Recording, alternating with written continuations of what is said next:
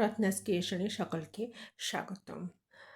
এর আগের পার্টে দ্বিতীয় পার্ট নিয়ে আসলাম আপনাদের জন্য।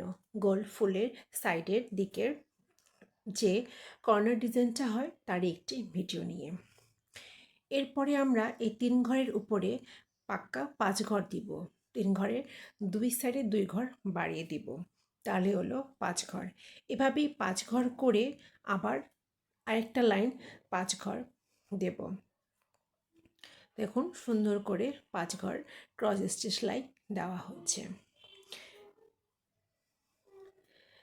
এরকম যে কোনো কর্নার ডিজাইনতে আপনারা এরকম সাইড ডিজাইন হিসেবে দিতে পারেন। আবার 5 ঘর করে আরও এক লাইন হবে।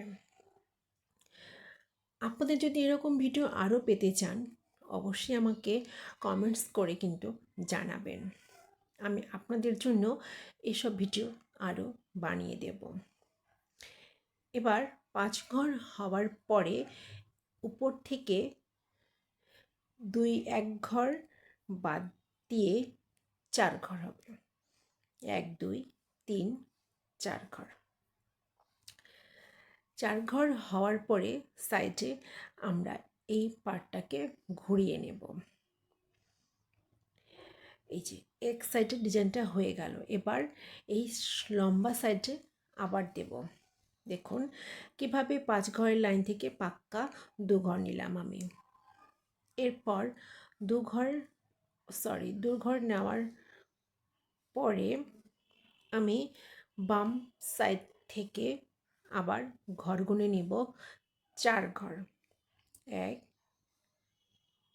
2 3 3 ঘর। 4 ঘরই হবে, অবশ্যই 4 ঘর, সরি 4 ঘর। আবার ব্যাক করে যাব সেলাইটি, যেহেতু এটি ক্রস স্টিচ সেলাই। সেম যেভাবে ওই সাইডে করেছিলাম এবার সেভাবেও এই সাইডেই করব। 1 ঘর বাড়ায় নিয়ে এবার হবে পাক্কা 5 ঘর। এই সেলাইগুলো এমন ঘর গুনে গুনে করতে হয় বলে অনেক সময় লাগে।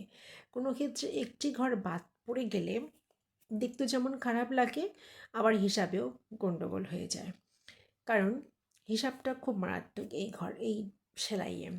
হিসাব করে করে যেহেতু ঘরগুলো করতে হয় ডিজাইনটা, সো প্রত্যেকটা ঘর হিসাব করতে হয়। কোথায় 2 ঘর, কোথায় 4 ঘর, কোথায় 5 ঘর, কোথায় এর থেকে বেশি হবে বা এর থেকে কম হবে, হিসাব করতে হয়। দেখুন এভাবে আবার এখন আমি 5 ঘর দেওয়ার পরে ওই লাইনেই চলে আসবে পরের ঘরে 4 ঘর।